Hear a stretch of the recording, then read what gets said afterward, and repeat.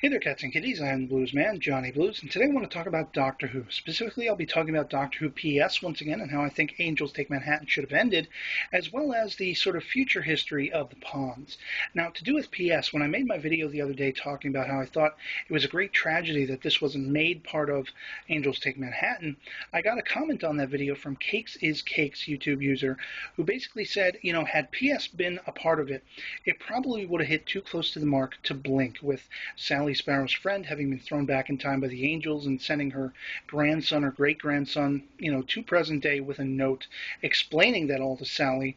And that's kind of what PS would have been in Angels Take Manhattan, with Rory's father Brian being, in the place of Sally. And that is a great valid point that I hadn't considered because I just frankly haven't seen Blink in forever. But they also went on to say, and I actually got a friend of mine on FB who basically said the same thing, that it would have been much more epic had, instead of, Amy and Rory's adopted grandson or whatever brought the letter to Brian, his father, what if River Song had done so? And so I kind of worked out in my head the perfect way I think Angels Take Manhattan should have ended. And that is, you start with Amy and Rory on the rooftop of the Winter Key. They make their sacrificial jump, and they are effectively stuck in the past. Amy and Rory, they live out their lives as best as they can, and they leave a letter. And it is a letter designed to be both for the Doctor and for Brian, Rory's father. And whereas the Doctor is sort of solemnly by himself reading it, you have River Song bring it to Brian, and he reads it as well. And instead of, Brian sort of just embracing this man who we've never seen before, it would be that much more emotional to see River Song, the daughter of our, intrepid companions who have passed away and passed on, being there with her grandfather of sorts. And it just would have been that much more personalized, I think. And I think it would have been perfect, frankly. So I'd love to hear from you in the comments below what you think of that. As well as I just want to briefly comment on this whole saving Amy and Rory thing.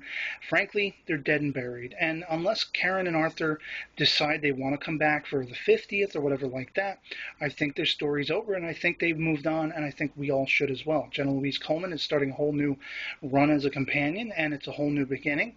And I think we should stop pining over Amy and Rory. I know people have been really upset by it and have been coming up with all these different ideas how they could be saved, and I don't think they should be. And I'll even take it one step further and say, River Song's time is probably nearing its end, and I think we should just forgo the whole saving her from the library thing.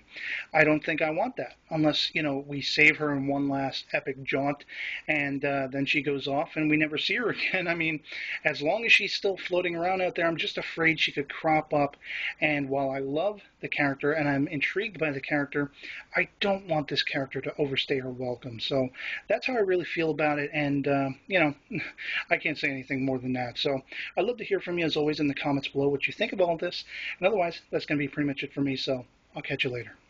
Peace.